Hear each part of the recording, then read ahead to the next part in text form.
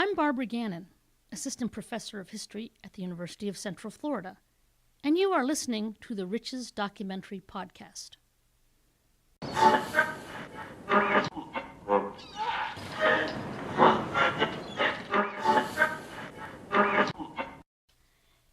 In today's episode, Public History in Central Florida, an interview with Jean Yothers, Adam Cohen interviews Jean Yothers, an Orlando native, and descendant of a pioneer family who has dedicated nearly 40 years to promoting an interest in Central Florida history, both at the Orlando Sentinel and at the Orange County Historical Museum.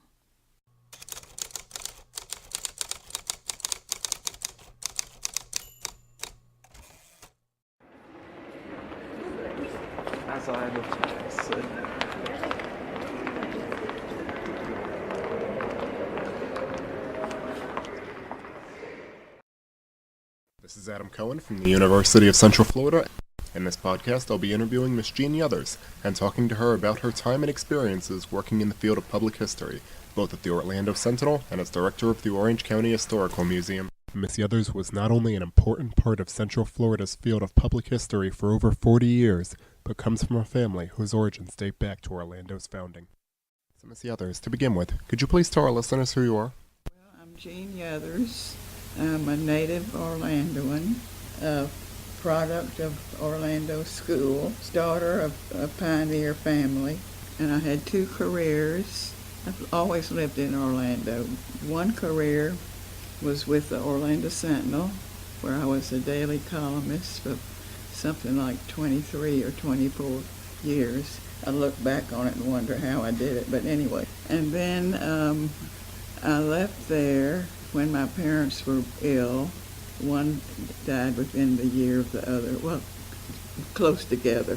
Anyway, and so then I went to work as a curator, I think we called it director then, of the Orange County Historical Museum, which was a forerunner of the present-day Orlando Regional History Center, which is downtown. But at that time, when I was in charge for about 10 years, we were located in Lock Haven Park.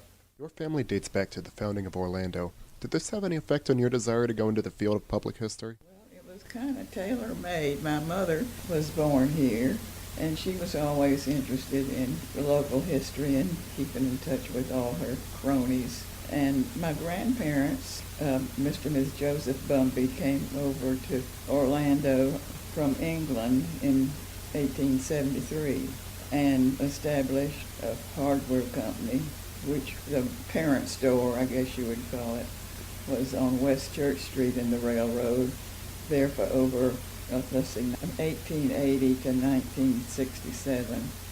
And at one time there were 3 or 4 Bumby Hardwares in Central Florida. So I was kind of interested in my heritage as well as the rich history of Orlando. And when I was at the Sentinel, the first assignments I got were the obits of all the old-timers, because I either knew them or their families. You and your family have had a lasting impression on Central Florida's history in some aspects. What are a few of the ways in which the Yothers family have secured a permanent place here? One thing that I've been proud of, there's a Yothers Road out in Plymouth, Florida, where he had grove properties, and then Bumby Avenue here in Orlando, so my heritage lives on. By the way, I always thought it was interesting. I used to be embarrassed, but I was born in a house at the corner of Orange and Jackson, where that big, I don't know what bank building it is now. It used to be CNN, and then it was changed to something else, and I've forgotten the name of it. Anywhere, it's where the Citrus Club is. And my sister and I were both born there. I was always embarrassed that we didn't get to a hospital, but Mother didn't think the hospitals were good enough in those days. That's where I was born, and I keep waiting for them to put a plaque up. Your 22-year stay with the Orlando Sentinel, you began in the 1960s and 70s writing your own columns, On the Town and The Other Side. Could you tell us a little bit about those and what motivated you to research this kind of work? The The other side was kind of a social column, which I did not enjoy as much as I enjoyed On the Town, which was a feature kind of article, human interest stories. It was supposed to be entertaining and witty. I hope it was. Anyway, it lasted a long time, and I enjoyed that and got to interview a lot of special people and the VIPs who had come to town, and mainly to entertain out at Disney, because Disney was in its formative years. So I really kind of lucked into a good assignment. I did feature stories also for what was then the Florida magazine. Nothing is the same anymore, but there was a wonderful Sunday supplement called Florida Magazine, and it featured a lot of different writers and who did feature stories. One of your more well-known interviews was with the late, great Elvis Presley. Could you tell us a little bit about how you got that opportunity and what it was like? Well, he came to Orlando twice, and the first time was with the Grand Ole Opry, and he was not very well known, but I could tell the crowd just absolutely went wild. So I've got a 2-volume book that somebody wrote on Elvis, and he gives me credit with helping to discover him. But this was before he joined up with Colonel Tom Parker as manager. But he came back when he was highly successful, and I interviewed him backstage at what is now Bob Carr, which I call Boxcar. And at that time when he appeared and was interviewed, it had been publicized that he always kissed the girl reporter. So I said, "Is that true?" And so with that, he planted one on my cheek. So I've got that picture. But he was so sweet and nice. This was before, he had gained all that weight, and this was his first year of his success. And he was swiveling those hips, and I remember when he appeared on the Ed Sullivan TV show, they wouldn't show him from the hips, from the waist down. In 1977, you stepped down from the Orlando Sentinel ready to retire, but the late Donald Chaney, with some effort, convinced you to put that off for another 10 years in order to direct at the Orange County Historical Museum. Why do you think he pushed so hard to have you take up that position instead of letting you retire? I don't know, but the Cheney family and our family were always close, and he adored my mother. In fact, he and his wife introduced my parents years ago at what they called an ice cream social. If you didn't know my father, but if you had, you could imagine my father at an ice cream social. When you retired from the museum and the field of public history in 1986, there wasn't much interest for local museums and history. Do you believe things have changed since then? Oh, yeah.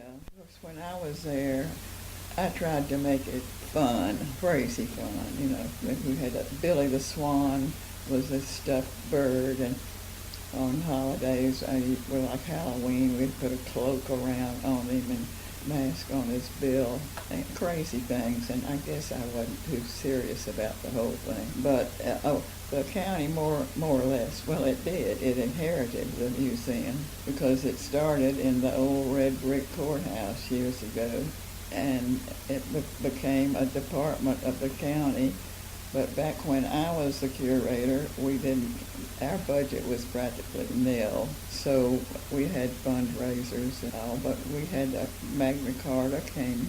We had the showing of Magna Carta, and when I was there, we won several Walt Disney World Community Service Awards. So maybe it was time for me to quit. I guess 10 years was long enough. And Sarah's done a wonderful job, but the focus now is not, it's like every museum. The trend is to bring in more outside exhibits like the Highwayman and things like that, whereas I focus mainly on Central Florida.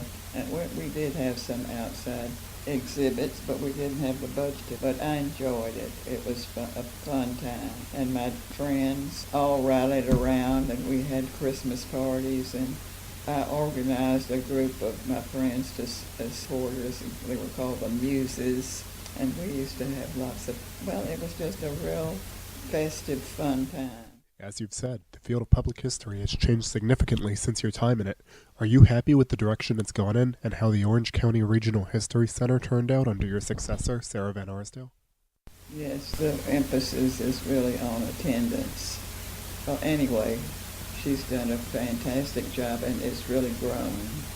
But it's kind of interesting to me that the original museum started as a pioneer kitchen. Then, shall we say, it caught fire. The idea of people bringing things in.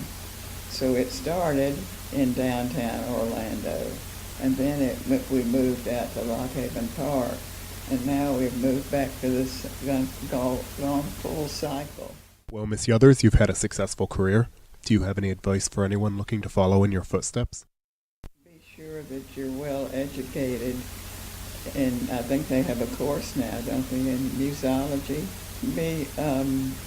Have a comprehensive overview of all history. But I think that the history of Florida is fascinating, and Orlando's is too, because most people think that Orlando is down there, is International Drive. But I've always loved Orlando. Graduated from school here, went to back then it was FSCW, and graduated from there. And I dabbled a little bit in politics, helping people run for office. So I've had a full life. Since Miss Yothers' retirement, she hasn't shown any interest in getting back involved in the field of public history, although she is occasionally the go-to source for those looking to find out something specific about Orlando's past. From her time growing up in a city a world apart from the one she lives in today, to her time with the Orlando Sentinel, to her time with the Orange County Historical Museum, Jean Yothers has been a major player, constantly trying to motivate people to learn more and expand their interests, and for that we thank her. This has been Adam Cohen. See you next time.